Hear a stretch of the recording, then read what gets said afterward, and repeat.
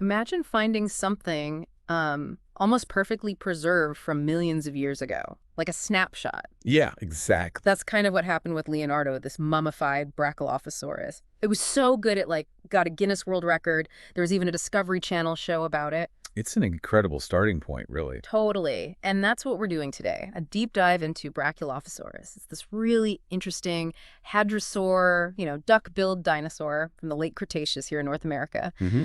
We'll get into how it was found, what makes it tick, and, what these amazing fossils like Leonardo or even huge bone beds tell us about how they lived. Right. And the story of how we've pieced together our understanding of this dinosaur is fascinating in itself. Yeah. It's not just one find, but many discoveries building on each other. Uh-huh. So for you, the listener, we really want to hit those key aha moments. What makes Brachylophosaurus special? What does it tell us about its world? Exactly. We'll give you the essentials, the really cool stuff, without you needing a paleontology degree to follow along. That's the plan. Keep it engaging, keep it informative. Okay, so let's start right at the beginning. The name, Brachylophosaurus. Sounds impressive, but what's the story there? Well, it's ancient Greek, brachys for short, lophos for crest, and sauros for lizard. So short-crested lizard. Short-crested lizard. Okay, that makes sense. It points right to a key feature. It does. That flat, sort of paddle-shaped crest on the back of its skull, that's its signature, really. And the first one officially named was Brachylophosaurus canadensis. How did that discovery happen? Okay, so the type specimen is the original example used to define the species, right? Yep. CMN 8893 was actually found way back in 1936. 36, wow. Yeah, by Charles Mortram Sternberg, a big name in Canadian paleontology. He found this partial skeleton and skull in the Oldman Formation in Alberta. But it wasn't named until much later. Exactly. He named it in 1953. Interestingly, he first thought it might be a type of Gryposaurus, another hadrosaur. Mhm. But then he realized, no, this is different enough. It's related, sure, maybe closer to things like Saurolophus, but distinct. A new genus, Yeah. hence Brachylophosaurus canadensis. Okay, so that's the Canadian origin. But I heard something about the original dig site being lost. Yeah, that's a bit of a wild story. Quarry number 58, as it was known, the back wall collapsed after the dig, buried the marker stake, and, well, they couldn't find it again for over 20 years. 20 years? How does that even happen? It just shows, the challenges. Fieldwork isn't always straightforward. They eventually rediscovered it in 2001, thankfully, and renamed it Q103. Crazy. Okay, so Sternberg identifies this Canadian species, but then there's talk of another potential species, Brachylophosaurus goodwini from Montana. That's right. This cow later, named in 1988 by Jack Horner, another very well-known paleontologist, Uh-huh. he based it on a specimen, UCMP 130139, found in Montana's Judith River Formation in '81. Horner saw some differences in the skull compared to the Canadian B. canadensis. And there was an even earlier find, too. Sort of. George Fryer Sternberg, Charles's brother, actually found a specimen back in 1922, FMNH PR 862. It wasn't identified as Brachylophosaurus at the time, but later analysis showed that's what it was. So we've got Canadian finds, Montana finds. Why the two species idea? What were the main differences Horner pointed out? It really boiled down to subtle variations in the skull bones. But, there's been a lot of debate since then. Oh. Yeah. Is B. goodwini really a separate species? Or is it just variation within B. canadensis? Or maybe it's just hard to tell for sure. What makes it hard to tell? Well, a big part of it is that diagnostic nasal crest, the short crest. Right. In some of the specimens attributed to goodwini, that crest isn't perfectly preserved or fully developed, making those direct comparisons tricky. So the jury's still kind of out for some researchers. Okay. But it sounds like Montana, especially that Judith River Formation, really became a hot spot for Brachylophosaurus. Oh, absolutely, a treasure trove. They found numerous skeletons, some with amazing skin impressions, which we'll definitely talk more about. Skin impressions, wow. And then there's this massive bone bed, just layers of bones. They estimate something like 800 individual Brachylophosaurus in there. 800? That's staggering. What does that even imply? A herd? A disaster? It could be any number of things. Maybe a mass death event, like a flood or drought concentrating them. Or maybe it represents an area they returned to over time. It certainly suggests they were abundant. Yeah, no kidding. And wasn't there another really good skeleton found in Alberta, too? And maybe something in Utah? Correct. There's TMP 1990.104.1 from southern Alberta, very well preserved but not formally described yet. And yeah, a specimen from Utah, MOR 940, that looks pretty similar and is from the right time period, so it's tentatively assigned to Brachylophosaurus. Okay, back to Montana for a second. That bone bed, MOR 1071, and this almost complete skeleton nicknamed Elvis. Tell us about those. Right, so the Museum of the Rockies excavations in the mid-90s were huge. They found Elvis, MOR 794, which is something like 95% complete. 95%. And crucially, it's preserved in 3 dimensions. Not flattened like a pancake, which happens to a lot of fossils.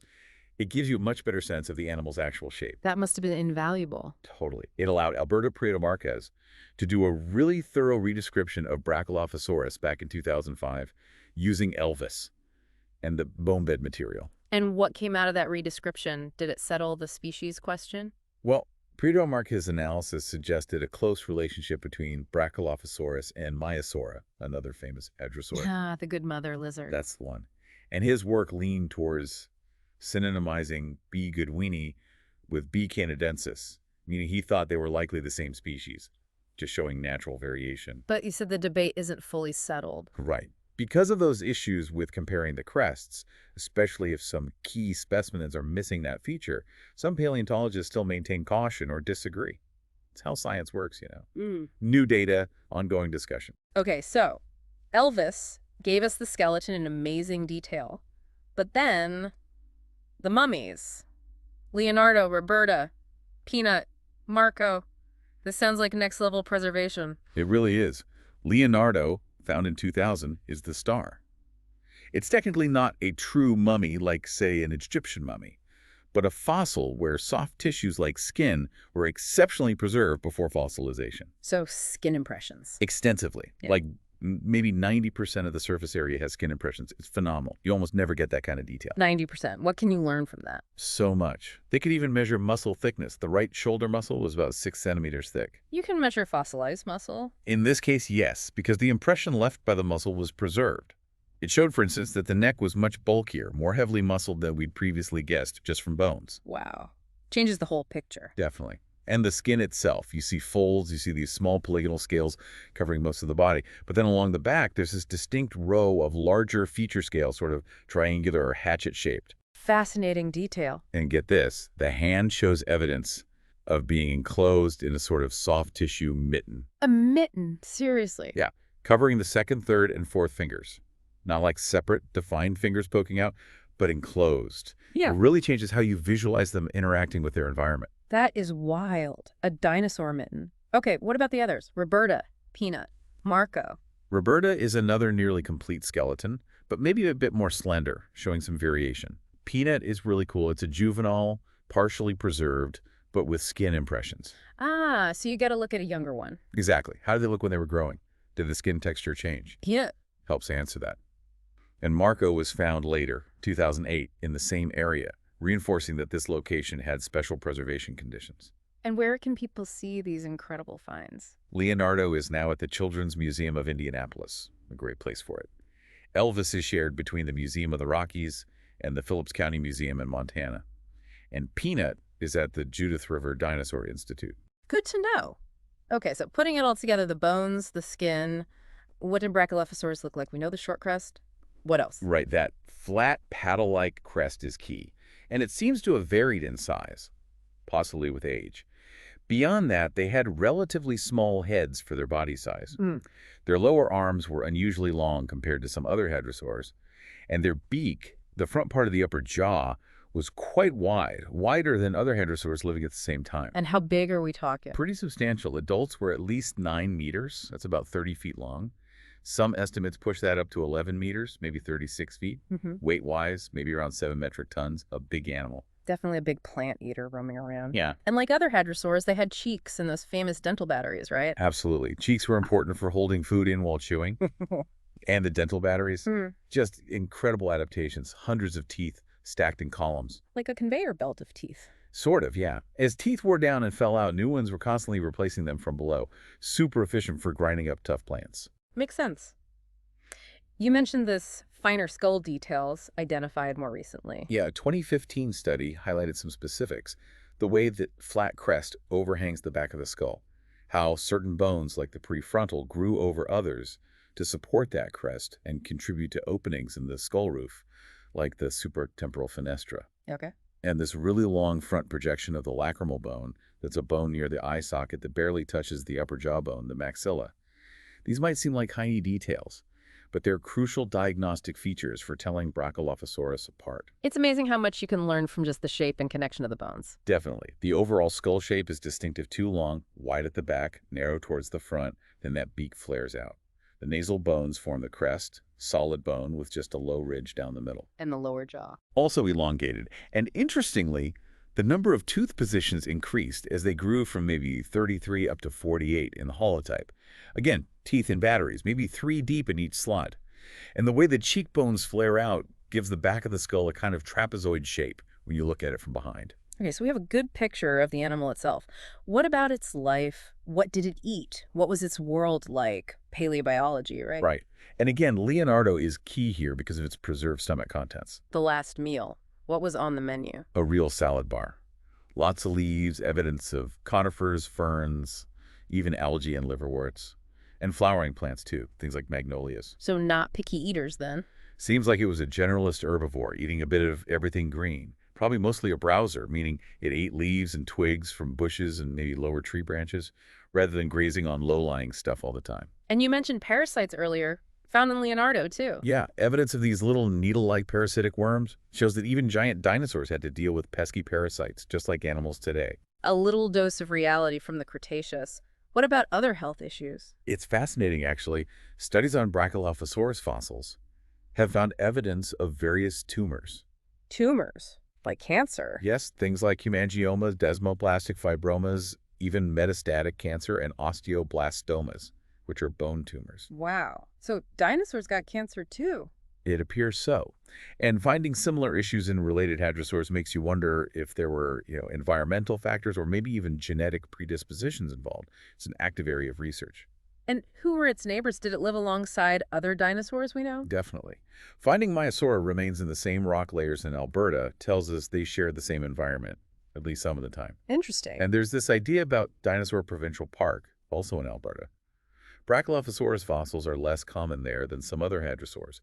One thought is that maybe they weren't full-time residents, perhaps just migrating through, or maybe they preferred slightly different habitats, like more upland areas, compared to the floodplain environments preserved there. Okay, final piece of the puzzle. Where does Brachylophosaurus fit in the grand dinosaur family tree? Its classification. Right, so it's definitely a hadrosaurid, duck-billed dinosaur. Mm-hmm. Within that large family, it's placed in the subfamily Saurolophinae. Okay. And even more specifically, it anchors its own tribe, the Brachylophosauridae. Think of it like family, subfamily tribe. Got it. Cladograms, those evolutionary tree diagrams, generally show up being pretty closely related to Maiasaura, like we mentioned. They're often shown branching off together relatively early within the Saurolophinae group compared to other major tribes like the Saurolophini, which includes Saurolophus, or the Cretosaurini, like Rapasaurus and Cretosaurus. So kind of its own distinct branch, but with close cousins like Maiasaur. Exactly. Its unique features, especially that crest, place it clearly within the hadrosaurs, but also set it apart. Well, this has been quite the journey. We've gone from Sternberg's initial find in Canada through the Lost Quarry saga to the incredible discoveries in Montana Elvis, the massive bone bed, and especially Leonardo and the other mummies. Yeah, it really paints a picture. We've got a sense of its unique short crest, its varied diet thanks to fossilized stomach contents, and even insights into its diseases and parasites. It's amazing what we've learned. The science continues, especially with questions like the species debate still simmering. Right.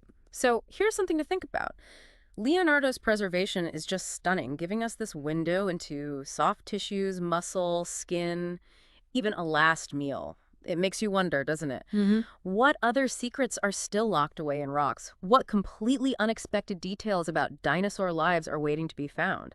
Could the next discovery completely change how we picture Brachylophosaurus or its relatives?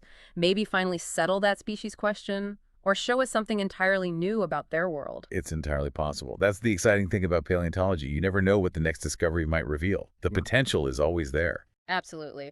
So if this deep dive into Brachylophosaurus has got you hooked, definitely look into it more. The stories behind these finds, the ongoing research, it's a constantly evolving picture of these incredible ancient animals.